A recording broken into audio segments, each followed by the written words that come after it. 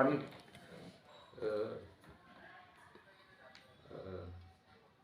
या प्लाटवर हा प्लाटवर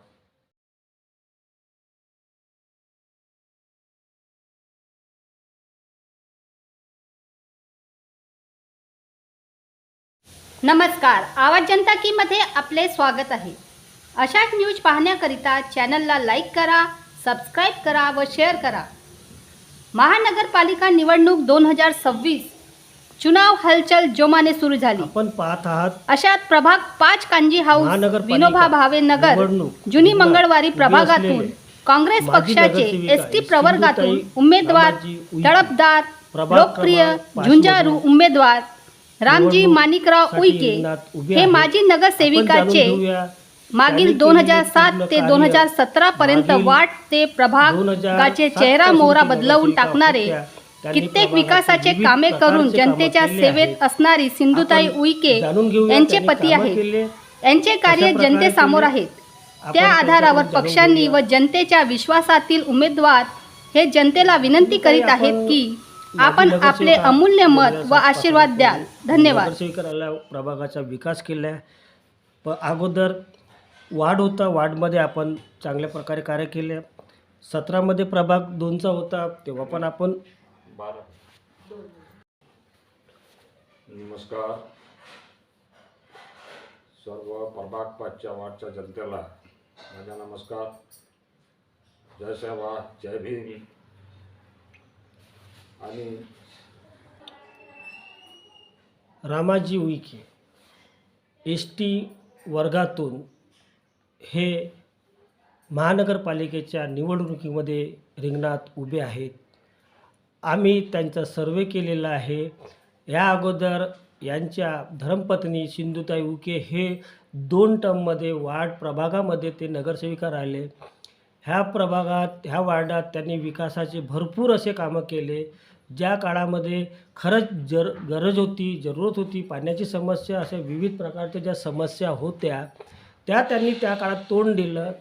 आणि 2017मध्ये पक्षाने पुन्हा रामजी उईके यांना निवडणुकीत उभे केले. त्यात ते सेकंड क्रमांकावर राहिले.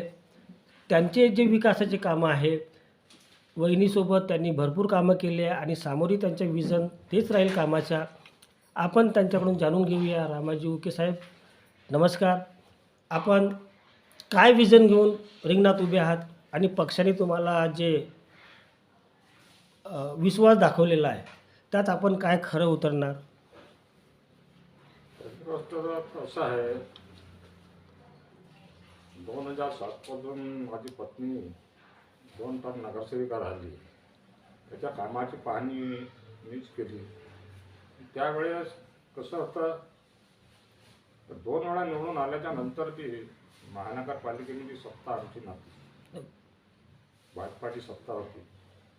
आणि भाजपाच्या सत्तेत असल्यामुळे कामाच्या फंड आणण्यासाठी खूप अडचणी निर्माण होत होत्या. तरी आपण नगरसेवकाच्या माध्यमातून जे प्रयत्न करून ते इथले कामं केले. आणि आमचे आमदार डॉक्टर नितीन राऊत साहेब, माननीय डॉक्टर नितीन राऊत साहेब त्यांच्या फंडातून मी पुष्कळचे कामं केले. समाज भवनाचे कामं केले आहे, हे समाज भवन आहे, रोडाचे कामं आहे, असे पुष्कळ. आणि समाज भवनाचे कामं असे मतलब का नाही तर आपण मंदिरच बांधले. समाज भवनाच्या माध्यमातून मतलब विहाराचे बी कामं झालेले आहेत आणि मंदिराचे बी समाज भवनाचे कामं झाले आहेत.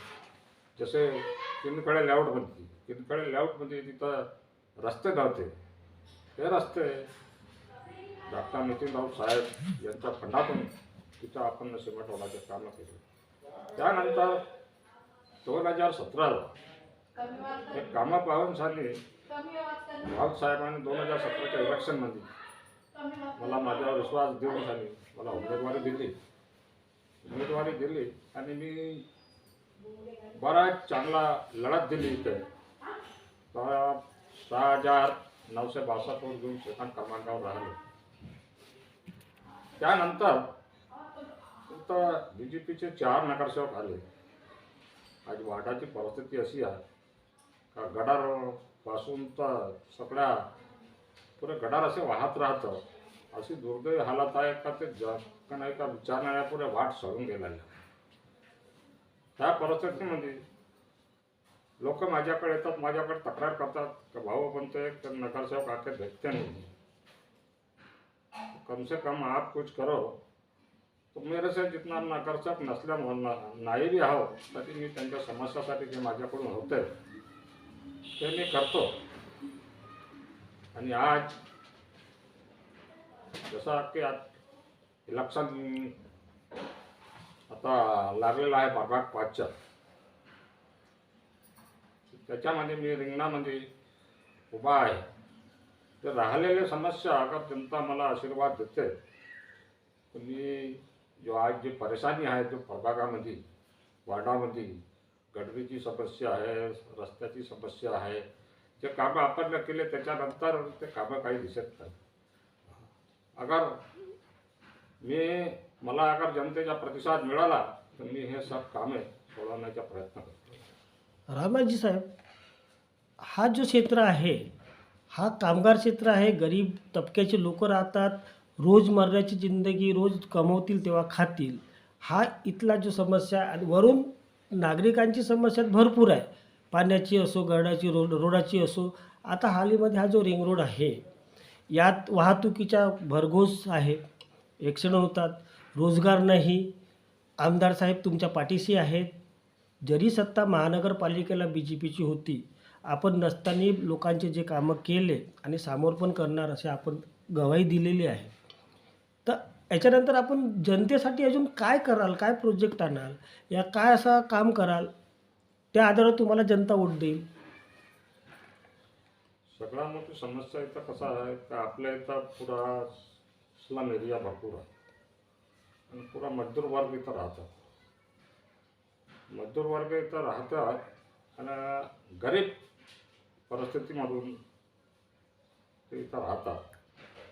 कारण कसं आहे आज परिस्थिती अशी आहे का त्यांना रोजचं अन्न आणि रोजचं खाणं हे एक मजबुरी आहे, जरुरी आहे. इथं कसं आहे रोजगाराचं उत्पन्न झालं पाहिजे, त्याच्यासाठी मी प्रयत्न करतो. आपण प्रभागातल्या जनतेला काय विनंती कराल? प्रभागातल्या जनतेला हे विनंती करणार आहोत की आज जो नगरसेवक होते BJPचे त्याच्यापुढे पुढे त्रासून गेलेले आहे. ते माझ्यापर्यंत येतात, मला समस्या सांगतात. मला स्वतःच लोक बोलतात का तुमचे साहेब की तुम्ही यावेळेस तयारी करा. तर मला माझ्या जनतेला ते विनंती आहे की जशी तुम्ही ना माझ्या पत्नीला 2 तास माझ्या पत्नीवर विश्वास केला तसा आपण मला माझ्यावर विश्वास करून मला अगर निवडून आणला आणि त्या समस्या जे आहे ते फक्त सोडवण्याचा प्रयत्न. आमच्या प्रभागामध्ये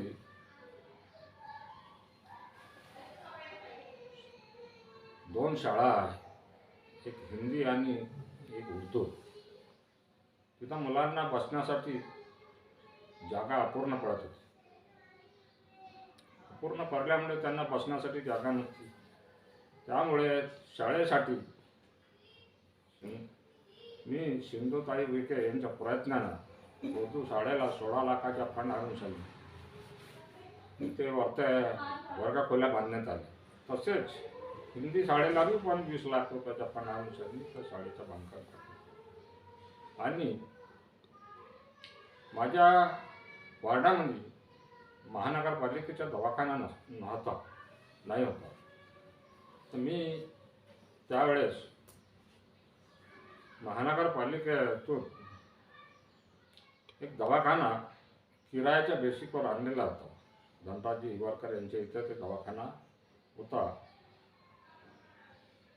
तो 3 वर्षाचा ॲग्रीमेंट होता. आपण तिथं 5 वर्ष चालवला. जो घरमालक तो महानगरपालिकेपासून किराया नाही घेतला त्यांनी, तिथे दवाखाना चालवला. तो दवाखाना 5 वर्ष चालल्याच्या नंतर तो दवाखाना बाहेर जात होता. बांगलादेशमध्ये जात होता. माझ्या एरिया स्लम असल्यामुळे मी म्हणलो दवाखाना इथून बाहेर जाईन तर माझ्या इथच्या नागरिकाला सुविधा कशी मिळणार, यासाठी दवाखान्यासाठी जागा खूप शोधण्यात आली.